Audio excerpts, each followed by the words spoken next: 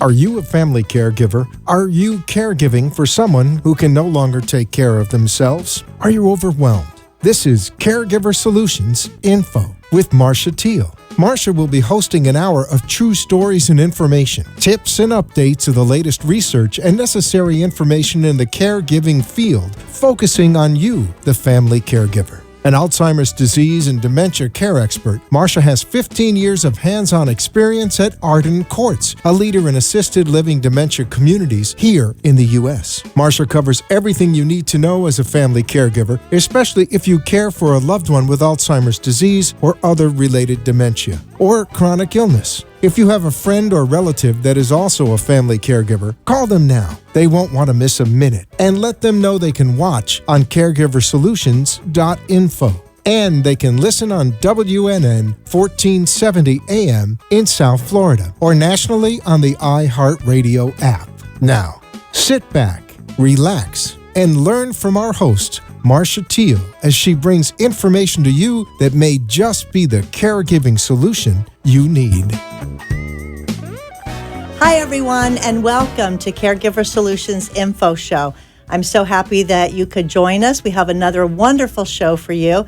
This is for you, the family caregiver. If you're caring for someone with Alzheimer's or some other type of dementia, and it's very difficult, as you know, this may be something that could help you along your journey, because caregivers don't learn in school how to be caregivers. Most times it's thrust upon you unexpectedly, or you just don't know where to go and where to turn and what to do. And so this show was created as a resource for you to help you and others understand more about the needs of people with dementia and the needs of caregivers too. So thank you for joining us. We are live from Boca Raton, Florida. Next, I'm going to give a couple announcements in the Caregiver Community Corner for those that are listening in our local South Florida area. Coming up, we have the third annual Promise Garden Luncheon. This is going to be held on Friday, March the 10th, 2017 at the Boca West Country Club. This is a wonderful way for caregivers to show their support and to also learn more about what's going on in the Alzheimer dementia world, because they will have some guest speakers who will be talking about the latest developments in research. The Promise Luncheon is a fashion show, and it also includes lunch and wonderful surprises. There'll be silent auction, time to raise money, and all proceeds go, 100% of the proceeds go to benefit the Alzheimer's Association. So if you'd like more information or get your ticket, because tickets are going fast, right now there's probably only about 50 seats left out of a total of 700 seats. You can call the law offices of Pam Polani. She's chairing this event for the third time, and her phone number is 561-496-4222. Again, 561-496-4222 to get your ticket or more information. Also, I'd like to remind you that coming up in mid-March is the Alzheimer's Community Care Annual Educational Conference for Caregivers. This is a wonderful conference that they do every year in West Palm Beach. It's going to be held at the Convention Center, and it's a 2-day conference for caregivers and professionals. I strongly urge that you check it out. It's an awesome way for caregivers to connect with other caregivers and to learn from professionals in all fields related to caregiving and dementia.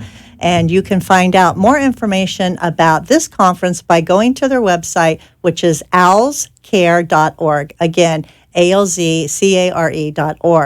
So I hope that you take advantage of these opportunities. So today we're going to be talking about honoring wishes.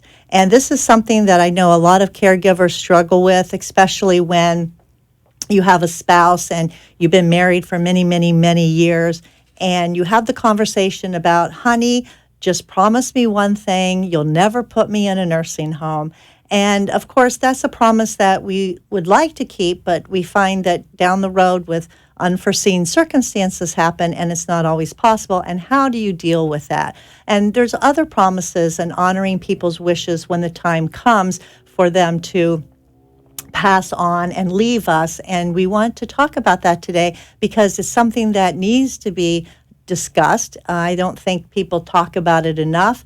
And it's really a reality of life is the end of life. So we're going to be talking about that today and lots of other things. And I am so excited that you are here. We have with us the pre-need counselor, pre-need director from Beth Israel Memorial Chapel. His name is Phil Wishna, and he has been in that position for almost 34 years. He's also a longtime friend of mine. I've known him for about 15 years, and he's a wonderful person, and I want to introduce him to you right now. So, hi, Phil. Hi, Marcia. What a nice introduction. Thank you. Well, thank you for being here today. My pleasure. Thank you for inviting me. I'm excited that you're here because you are not only work in the healthcare field, in pre-need and helping people design their plans for end of life and for services and funeral arrangements and things like that, and counseling caregivers, but you've also been a caregiver yourself, unfortunately, for both of your parents, for your mom and your dad. And so I think that you are the perfect person to be with us today to talk about the subject because you can see it from both sides. See it from an adult child perspective and also from a professional perspective. Absolutely. Yeah, so thank you, and this is going to be great because you're such a wonderful person, and I know you have a heart for what you do, and obviously you've been doing it for a long, long time, 34 years, in the industry, and you're the expert in the field when it comes to that. Thank you. So let's start first about talking about mom and dad, and I know that you have a unique story because not only were you the caregiver for one parent, but you have two parents, and they needed help, but in a different way. Why don't you explain that? Well, first of all, my parents had like the world's most perfect marriage. They were like newlyweds right up till the end. They held hands every time they walked together. They called each other sweetheart and dear. It was really, a beautiful, nurturing relationship. When my mom first started showing some signs of dementia, it was kind of like a dagger to the heart, to all of us. And we kind of realized that my dad had either been protecting or enabling her, for some time because he wanted to. I mean, it was his baby, and he wanted to protect her, and he wanted to also show his strength to be able to care for her. Did he try to shelter the fact that she had any memory problems, Yes. or prevent you all from knowing about I would say that? so. In the beginning, they were the proverbial snowbirds, so they spent half the year up in New Jersey and half the year here. So I remember many times whenever we would call, it would always be he that would answer the phone. And that was a little unusual because throughout their years, it was typically her that would be the conversation holder. So that kind of started to send up some flags. But yeah, he definitely was trying to shield us from it. And it wasn't, I remember the exact moment that I knew that there was something going on. We had gone up north. My nephew, who was their oldest grandchild, was being married.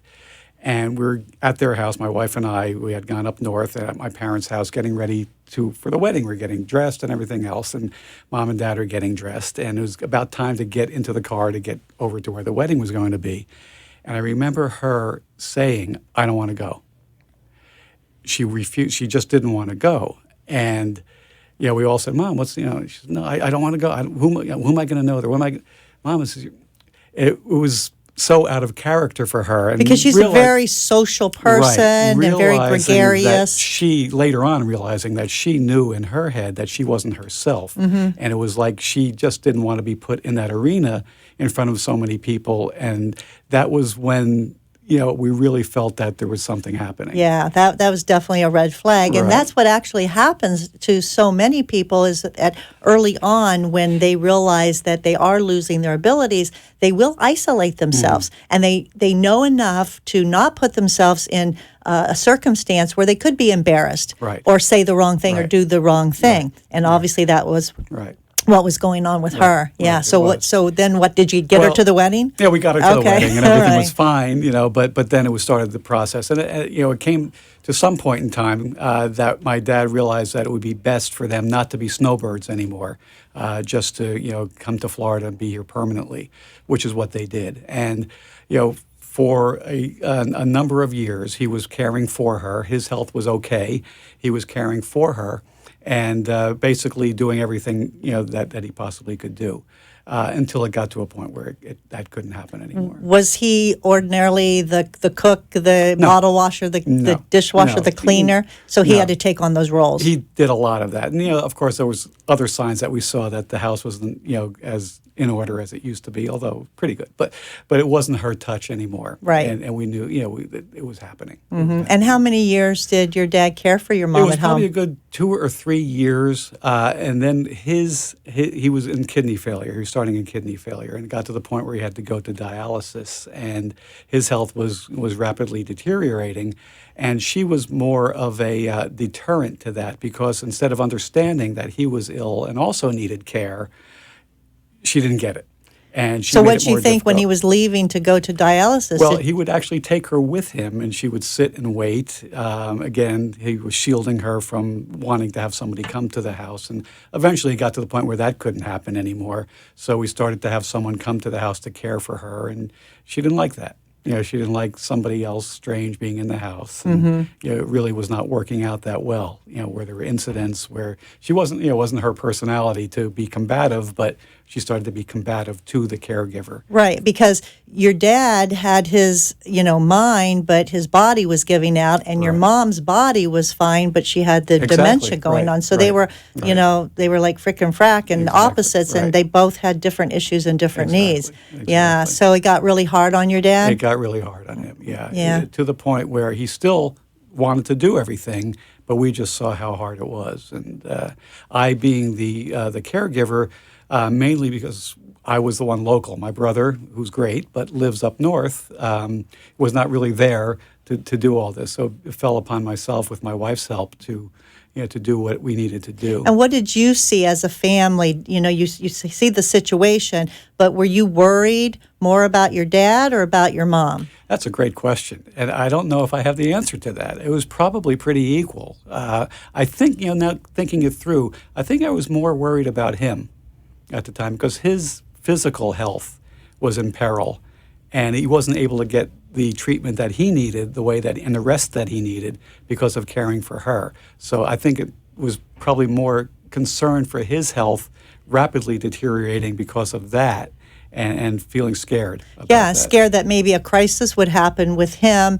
that you could, not foresee. Right. With mom, the only thing that you could do is keep her, safe, with the dementia, because you couldn't fix that. Right, But we knew what was going to happen with that. Right. So this is a situation that a lot of families face, and luckily you were here locally that you could observe and see what was going on. And in my profession, I see people, seniors all the time, and you see couples coming in kind of in that same situation. And it wasn't like I was unfamiliar with it, but now it was hitting home. Yeah, and it like people say, I deal with this all the time, but when it hits home, it's a whole different ball game, because it's so personal, and it's almost like what you know and what you think and what you feel it totally changes when it's in your own family. Right. And now the reality sets in that you have to deal with this rather than helping or counsel customers, because your family is here and they're depending on you. So this is great, because I know that something had to give, right?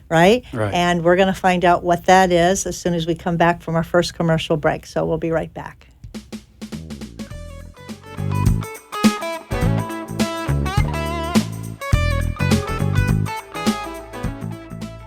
The bottom line is it was the absolute right choice to go.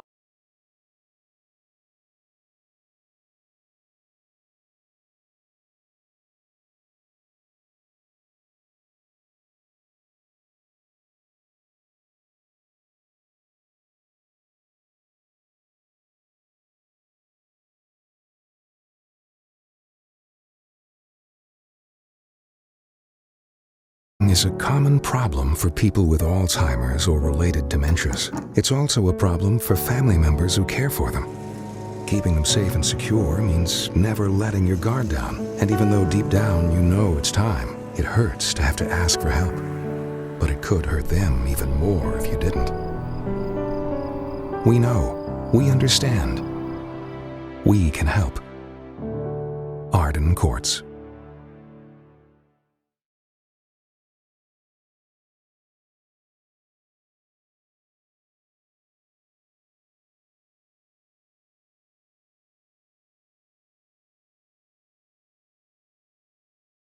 The inability to recognize the obvious often occurs with Alzheimer's, particularly among the family members who care for them. When the time comes for you to decide that someone you love needs more help than you can give, will you be able to recognize it?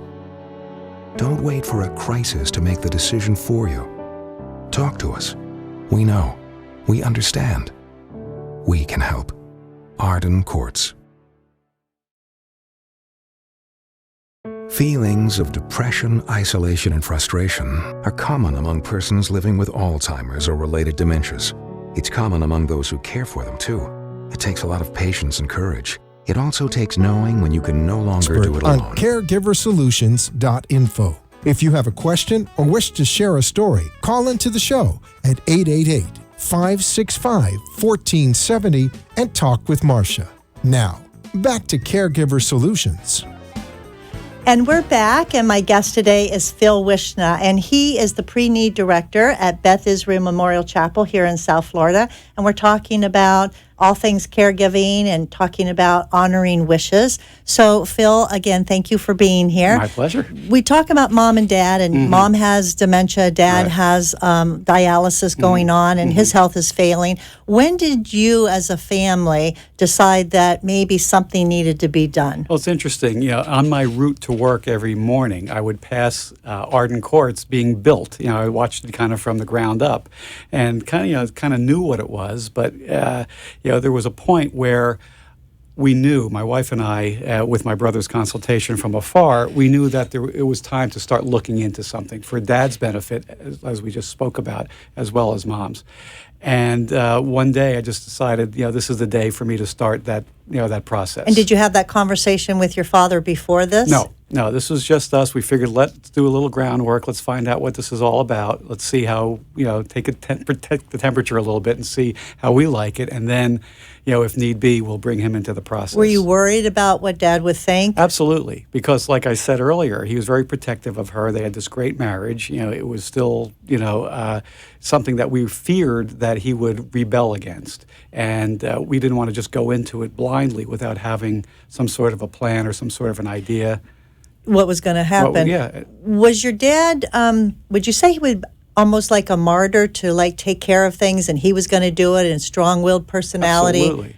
I remember your dad, and that's what I remember about him, that he was a very determined man. Absolutely. And he wanted to take charge and handle it. So maybe, you were afraid that he would think you were overstepping?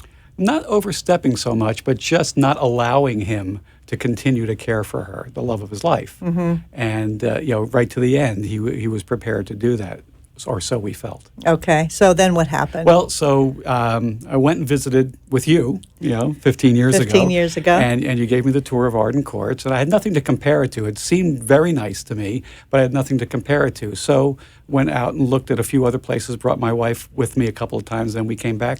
And from all the other places that we went to, there was nothing that really compared to Arden Courts. So we ended up coming and talking to you more seriously, getting all the facts and figures and this and that, and shared that with my brother. And we decided, this is the time to present this to Dad. And we were kind of fearful of what was going to happen when we had that conversation. Oh, sure. Yeah. And so you sat down with Dad, and what was his reaction? Yeah. Well, it was surprisingly good. As far as we were concerned, because he was more accepting of the idea than we thought he would be. I think more or less in the back of his mind somewhere, he knew that he needed help, but he didn't want to be the one to ask for it. And you probably see that a lot with a lot of families. So it was probably a good thing that the family, the children, the adult children, intervened a little bit, because it gave Dad an out, saying, Dad, we think this is a good thing, and he didn't have to be, like you said, the one to give up or the one to let go on his own, or admit maybe that he couldn't handle everything. Because maybe he would feel lesser of himself that I failed. I wasn't able to do what I planned to do. Exactly. But since we brought it up, I think it was more it was a relief to him. Maybe even more than he thought it was going to be, once we broached the subject with him. Okay, so that was a good thing for you, and that was like a big sigh of relief that, okay, now he's on board. Right. And then the time came to move Mom in. Right. So we had, I brought Dad over first, to show him the place, and again, he was very positive about it, and again, wanted to move forward. So it came the day when, and this was a day that I probably dreaded for I don't know how long, when this day would come to actually move Mom.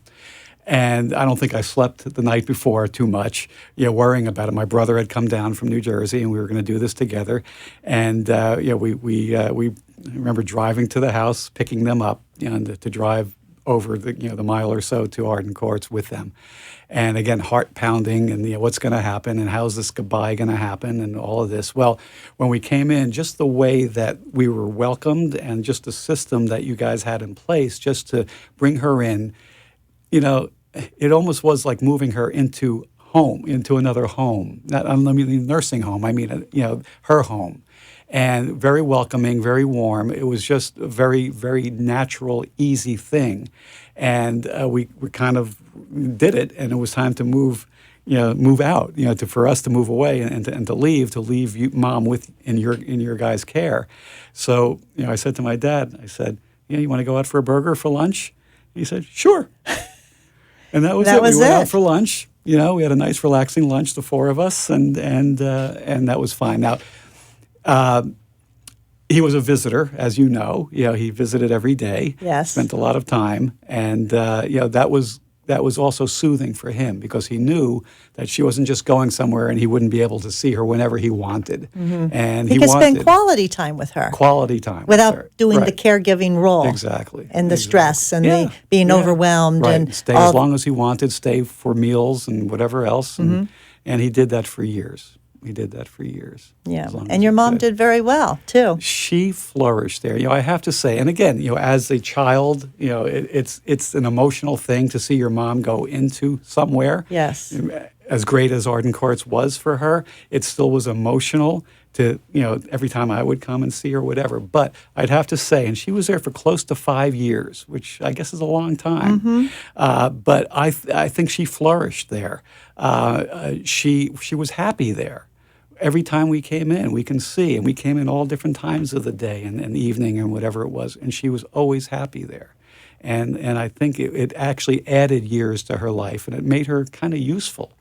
She was popular there amongst the other residents, and it was great. It really was. It gave her quality of life, it did. I think that's the most important thing, is that the quality of life is better than the quantity of life in many ways, because if you're living a long time and you're suffering, it's better to have quality than quantity in many ways. Absolutely. And you can't do anything about the dementia, the Alzheimer's. Right. We're all desperately trying to, hope for a cure and the research. But until they do, it is what it is.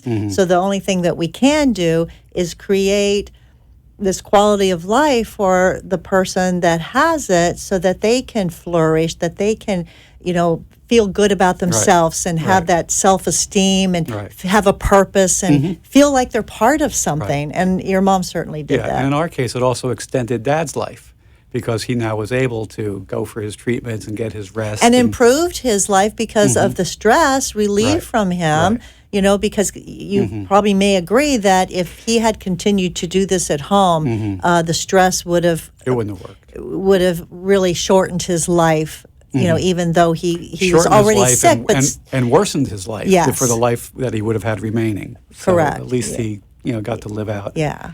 Well, we're happy that you chose Arden Courts for your mom. And then, the hard part comes now, because unfortunately, Dad eventually succumbed to his illness. And I know that was very difficult for the family. How did you think about Mom and Dad, because they were so close and Dad used to visit all the time? What was your plan for telling Mom? Well, I have to tell you, if such a thing as lucky is the term to use, and I mentioned how close they were and all of that, there had come a point, at some point, when she was at Arden Courts, where she started to confuse me with my dad. And when I would come in, she would call me by his name. And even if I was with him, she would still call me by his name. You were just the younger version of him. I think she saw me as him, 28 years earlier, or whatever it was, which really was a blessing, because when he passed, she never knew. I came to visit that day and the next day and whatever, and my Marty is here. Look, everybody, my husband remember is that. here. She called you so Marty. she never knew, which was the blessing of our life, really, that she never knew that he passed. Because as much as I dreaded the day that she would have to move in, I dreaded more the day that one of them would pass. Because literally, I always felt, this is kind of funny coming from the business that I'm in, but I always felt that when one of them passed, the other one would jump right into the casket with the other one. But that happens sometimes. And it does, right. And I knew they were going to be like that, but she never really knew that he had passed, which was, for us, I mean, that's not going to happen for everybody, but Right. for us, it really was a blessing. Yeah, that was good. And so now you're left to deal with Dad's services and being in the business that you had. Right. I'm sure Right. that it went like clockwork. Right. But there are a lot of people who are in this situation. They're not prepared, Right. and they have adult children that are maybe not even local, and they have to deal with all of this. So Right. one of the most important things that I think that we can share with people today is how to be prepared Sure. and how to honor those wishes that our parents wanted. Is when I pass, this is what I want, or this is what I want for my spouse. Did your dad have any specific wishes for his wife? Yeah, they did. Like you say, I was in the business, and we kind of got a head start on all of that. But yeah, and most people do. Most people that we deal with do. It's just an opportunity to ever talk about it is the thing. Most people say, well, we're going to get around to it. Or the next time we talk to the kids, we talk to them every Sunday. We on the phone nowadays, they FaceTime or Skype with them or whatever. Or next time they come down to visit, we're going to really address this. But you know what happens. When It just gets they pushed talk about aside everything and- else, the kids, birthdays and the Low priority. whatever it is, right? And then this just, because nobody really wants to address it, it keeps getting pushed back and pushed back until, unfortunately for some, it's too late to actually ever have that discussion. I know that you said earlier off air that it was implied by your parents to each other that they would never put each other into a nursing home. Right. And I think the good news is that by Mom coming into Arden Courts, which is not a nursing home, it does take care of people through the end of life with memory loss, but it's not a nursing home. It's assisted living for memory care. I think that helps to eliminate a lot of that fear guilt. too, that Right, guilt that right. people have. I'll never put you in a nursing home. Sometimes they have to. If people wait too long to go into the appropriate dementia care, they may postpone that decision until a crisis happens, and they may not have a choice. So a lot of times I tell caregivers, don't wait for a crisis. Do this pre-planning, even about moving into a dementia-assisted living, because it's going to afford you the choices that you have and that you want, rather than things being forced on you. And I think in your parents' case, it was good that she came in and Dad knew that she was not in a nursing home, even though she had dementia and she was taken care of. So the conversation is very, very important. And when we come back, Phil's going to share with us from his perspective now as a professional in the healthcare field regarding pre-need, what you need to do to be prepared and not let a crisis dictate for you. So stay tuned. We'll be right back.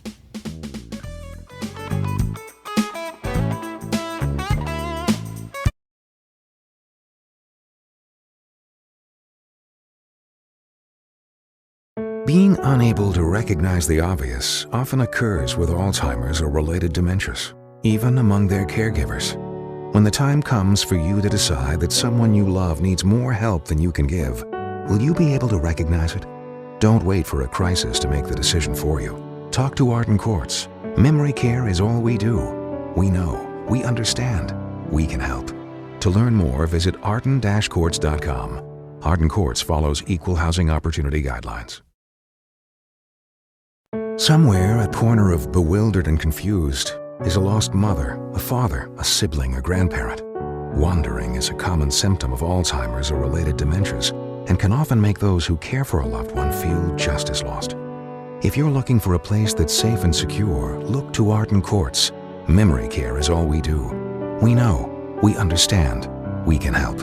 To learn more, visit arden-courts.com. Arden Courts follows equal housing opportunity guidelines. At our courts, memory care is all we do. Talk to us. We know. We understand. We can help. Don't let guilt keep you from making the right decision. Visit arden-courts.com. Arden Courts follows equal housing opportunity guidelines.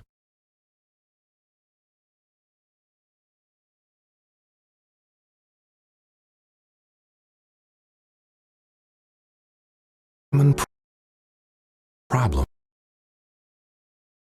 for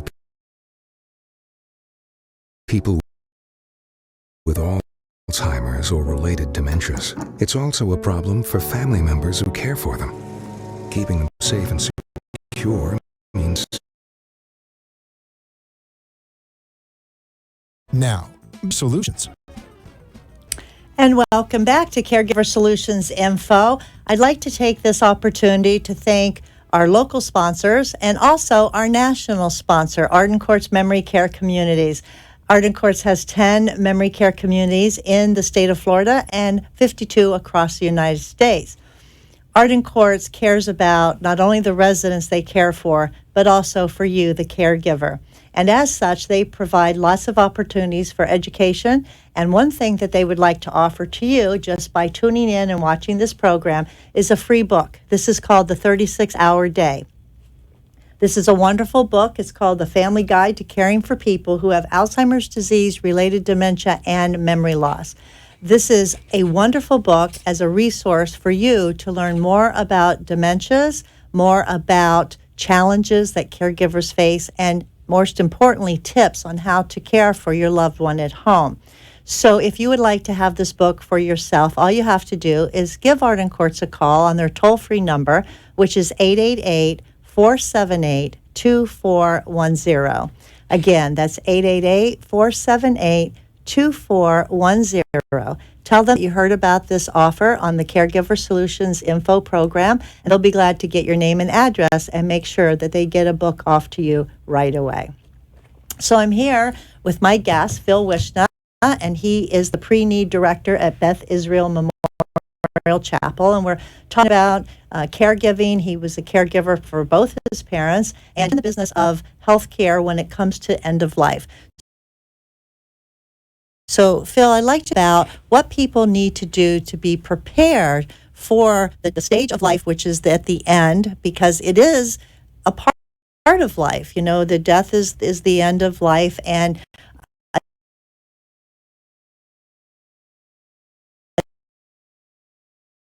I think a lot of people, you have a lot of emotions going on when someone passes, and if you don't have, a plan, then it's going to be more turmoil for everybody. Sure. And I'm sure that you come across this when people don't have pre-need. Mm-hmm. What's your experience with that? Exactly. Well, the good news is that more and more people are recognizing the need to do exactly what you're explaining. Okay. I see it both ways, working in the funeral chapel, day after day.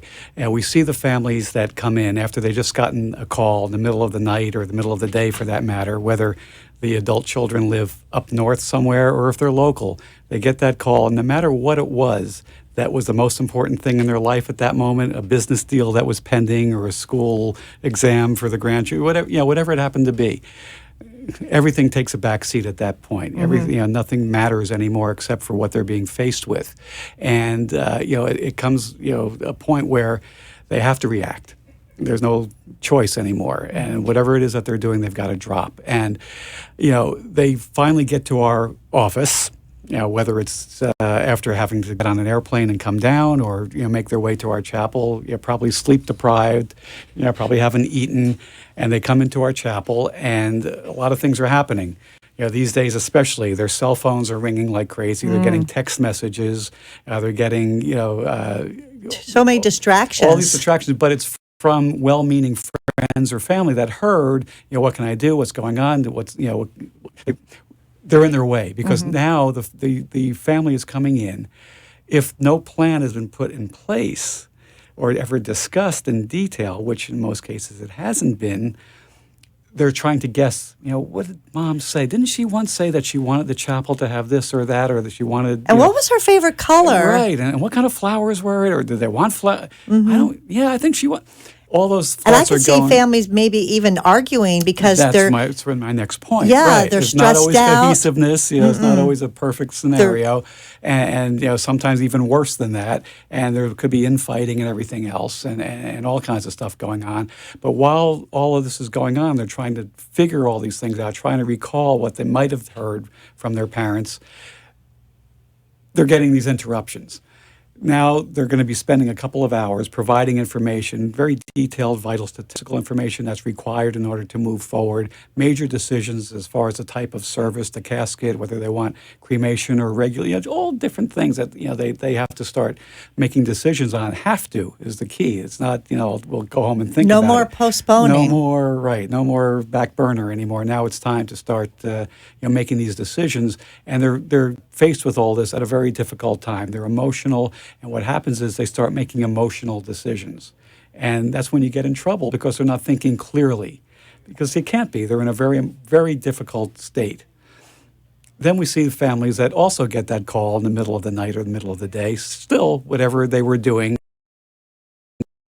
takes now this is the most important thing in their lives that they've got to deal with. They still come in. They may still be sleep deprived. Their phones may still be ringing and text messages. But when they come in, if everything had been pre-planned for them, then basically all they've got to do is sign a few authorizations, and there's really only one decision left for them to make, and that's should the service be Tuesday at 2 o'clock or Wednesday at 11?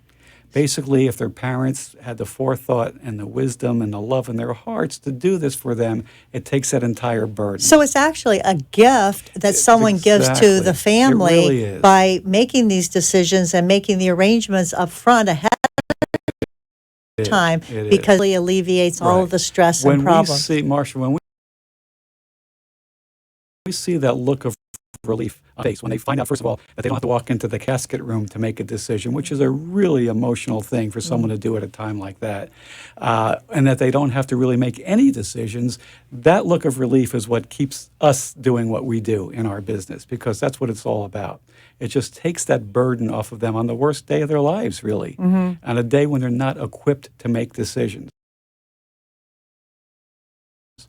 A event, just like a birth, just like a bar mitzvah in our case, or information, or wedding, college education, or degrees and things like that. It really is a milestone. It really is. It really is. It's the last one you're going to have, but it's important. The only thing is you don't know the exact date that it's going to occur like the other things, which makes it even more imperative to prepare for and to have that discussion. So that being said, I am so glad that your company actually has a pre-planning guide that you make available to caregivers and others for this purpose. Right. And I have a copy of it here, and it's very, very detailed.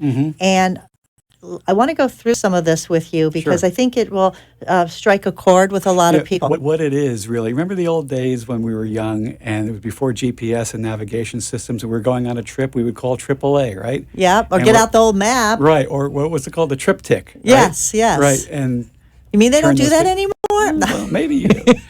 But that's what this guide is really for. It's really a triptych for someone's life, to leave something behind for those that are left behind to follow, to know what they want. Not just as far as funeral planning is concerned, but there's so many other end-of-life things that have to be taken care of. Right, and that's why I love it, because it's very comprehensive, and it really gets into a lot of detail of things that people might not even think about when it comes to collecting information about someone's life, either for a service, a funeral, maybe even applying for, certain benefits. Right? Absolutely. And it's very important. So this is a way to get it all together. And if you take the time to do it and make it a priority, then they're going to be one of those families that... A lot of families, myself included, in the past, we would always say, we're going to get everything in order. We're going to put it, and what would we do? We'd get these things, we'd throw them into a box, right? And then the box would go somewhere, and the box would get overfilled, right? This is a way to take that box and put everything where it belongs. So there's one document really for the family to open up after someone's gone to see what the roadmap was. Right. This is the most important thing. Then that all they have to do is go to it Right. and A listing of their bank accounts and where they are, where the safe deposit Yeah. box might be, where the key might be hidden, their attorney's name and address, even the credit cards. You think that when someone passes away, the credit card. Well, there's more fraud on credit cards of the deceased people. That's a whole thing going on out there. That if you don't know what credit cards they are, what the account to call and cancel them right away for your deceased loved one. So that's the then new scam, That's huh? another scam that's going on. Like, we Wow. don't have enough of them. You out do. there. You have a part in here for credit cards, insurance, list everything Right. so that Right. you can know how to what Right. to cancel. Right. Other financial accounts, bank accounts, obviously. We had a guest on the show several months ago and said that her father had 20 different bank accounts because he didn't trust the banking system. He came from the old days when, the FDIC wasn't involved, Insured all and the way, right, he right. was like That giving doesn't- little bits and pieces to different banks to try to protect his money. Can you imagine the nightmare of that one? So at least if he had it all written down, it would be a lot easier. Absolutely. Investment companies, all right, things that you want to bequeath to somebody. Right. Medical history. Why is medical history? Medical history is important. People don't think of it that way, but it's one of the most important things in this book because if you had some sort of a disease or an ailment, it might help future generations to know, hey, grandma had this. I'm starting to see symptoms of this. Maybe it's hereditary and things like that. And as modern medicine continues to improve, knowing what you had or what you may have had in the past could be helpful to your future generations. Very interesting.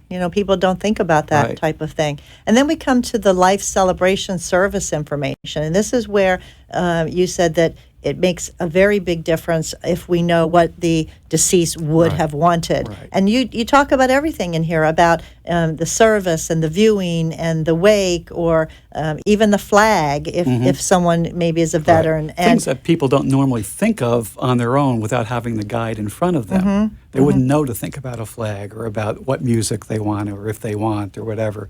They may not think of it, but Yes. it's all there. it's all here, and who's going to give the eulogy, and pick the people that are going to Right, be right. even pallbearers Right. in certain Right. cases. I'll give you another quick example of why this is important. Things that we actually see.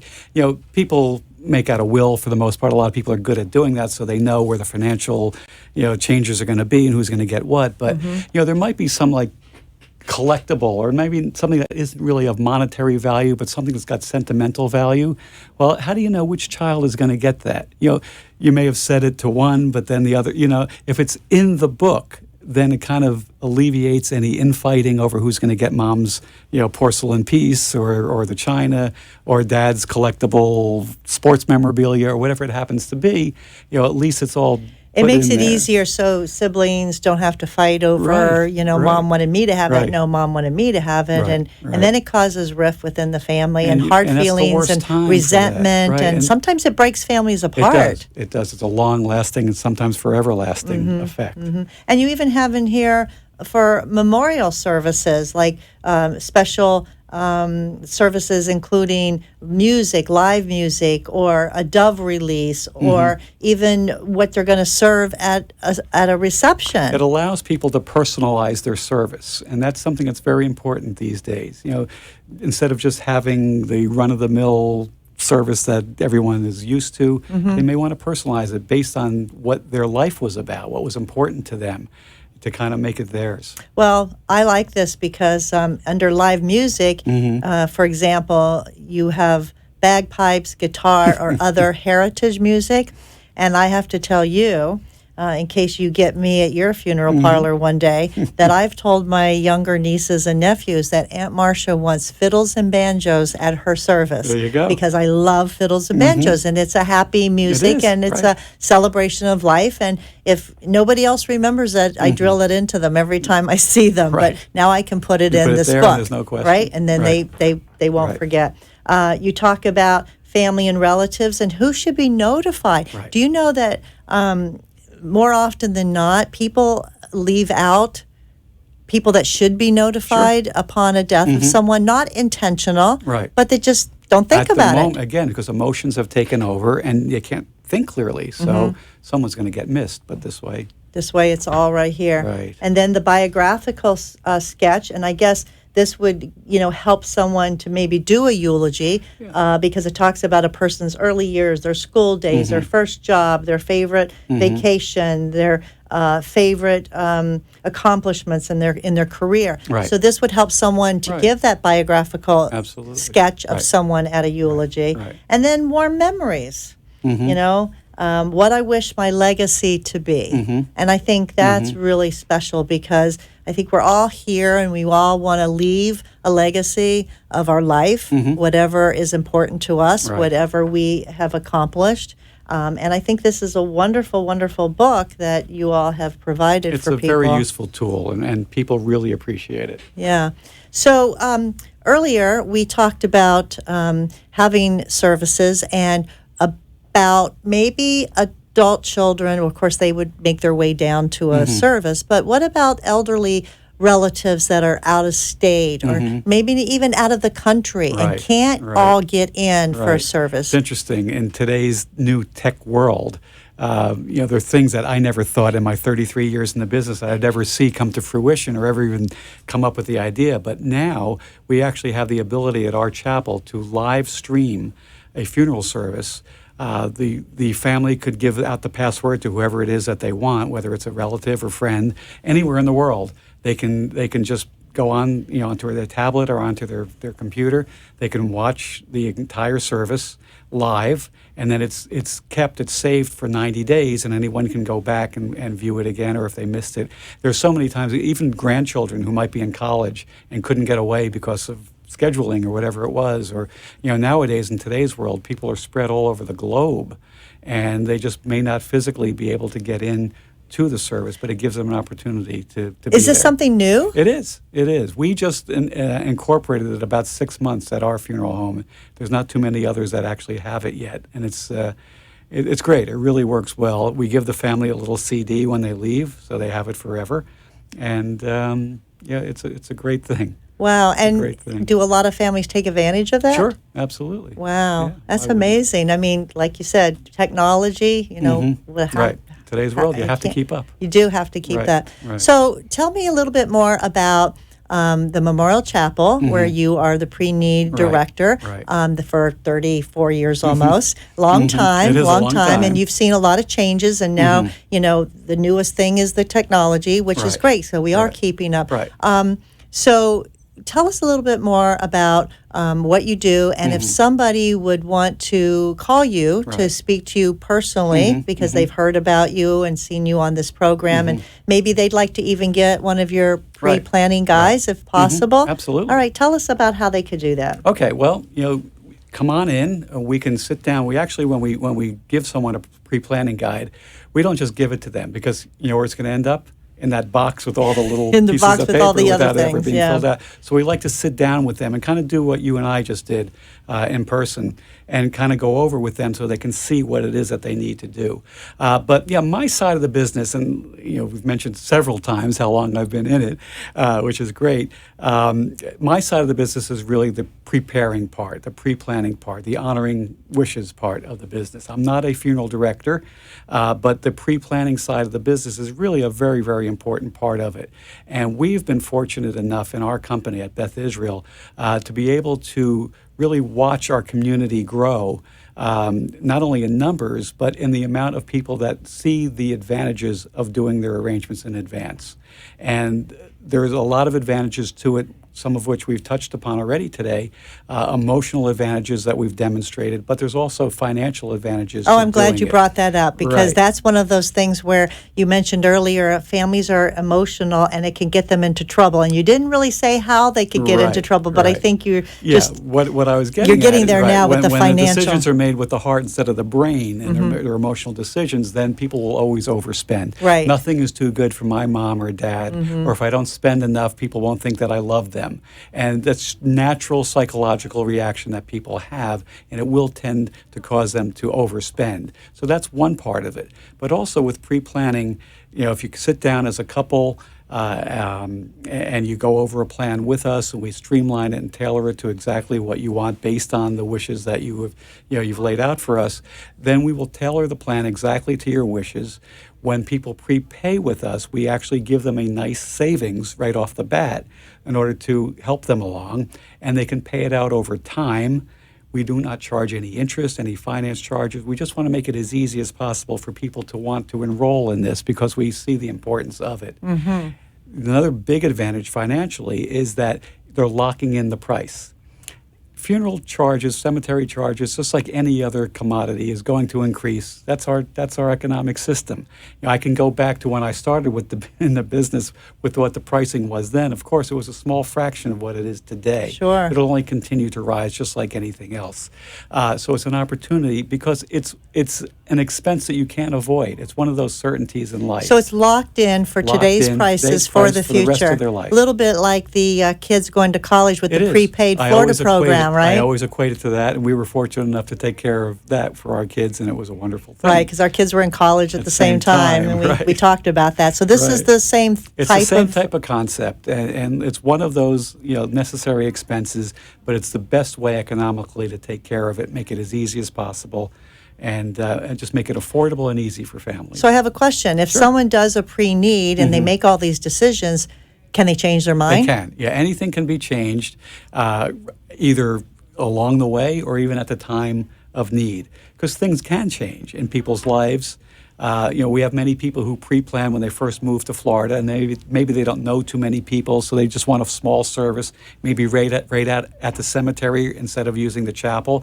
But then 10 years go by, 12, they've become popular debutantes or whatever, social butterflies, and they've made a good nucleus of friends or other relatives, or maybe even their kids have now moved to the area, so they want to make a change. They want to add a chapel service. Maybe they need another limousine or whatever it is.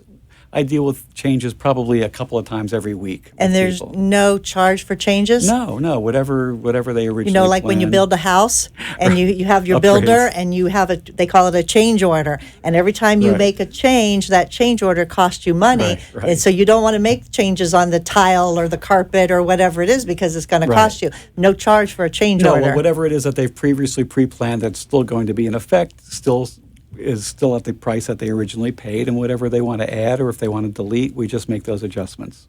And like I said, it can be done at the time of need, or it can be done any time along the way. Wow, that sounds a lot easier than the other scenario. It does. It is, believe me. So tell everybody where you're located and give a number, and they maybe can call. We actually have 2 funeral chapels and a cemetery. Our funeral homes are the Beth Israel Memorial Chapels.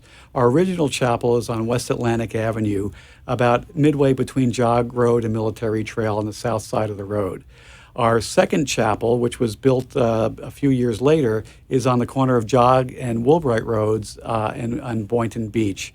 So those are our 2 full-service, beautiful buildings, actually. We've remodeled our older chapel and brought it up to today's standards. And our cemetery is the Eternal Light Memorial Gardens, which is out on Highway 441, State Road 7, between Atlantic Avenue and Boynton Beach Boulevard. Beautiful cemetery, a lot of different things that we've actually incorporated these days into it that we didn't have before.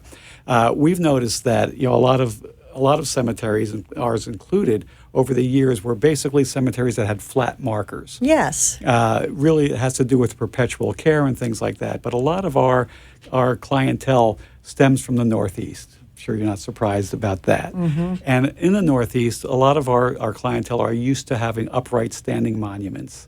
So we've incorporated several sections now with those types of monuments, and now above ground mausoleum has become more and more popular every year, probably the last 15 years. So pretty much so. You're custom to whatever anybody wants.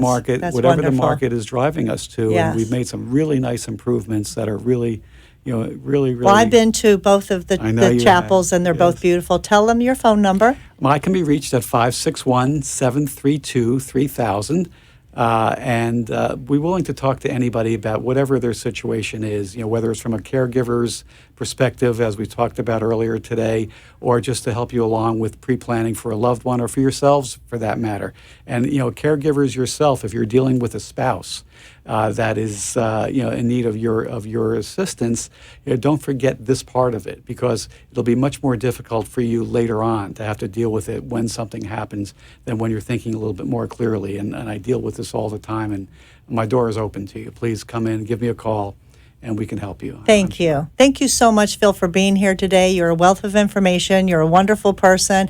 I really enjoyed our talk. And I want to tell all of you, tune in next week. In the meantime, don't forget to call Arden Court's toll-free number to get your 36-hour day book at 888-478-2410. And we will see you back here, same time, same place, next week for another wonderful program. In the meantime, don't forget, give someone a hug, because they need it, and so do you.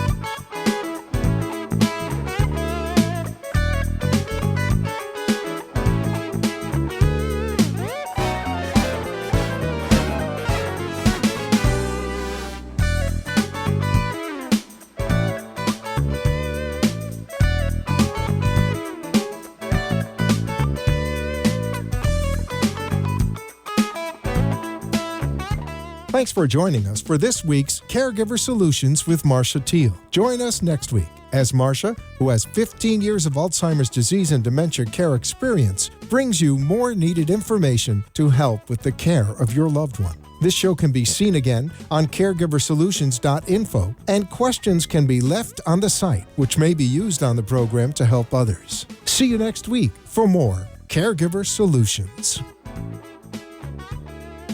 The opinions expressed on the preceding sponsored program were strictly those of